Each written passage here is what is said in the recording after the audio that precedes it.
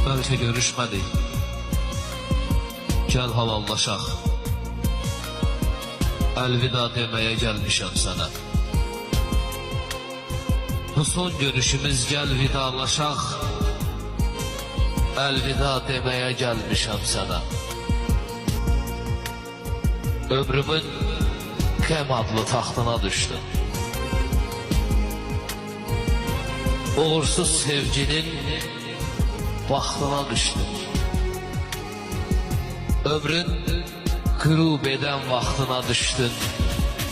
Əlvida deməyə gəlmişəm sənə. İslatma gözündə yağışla məni.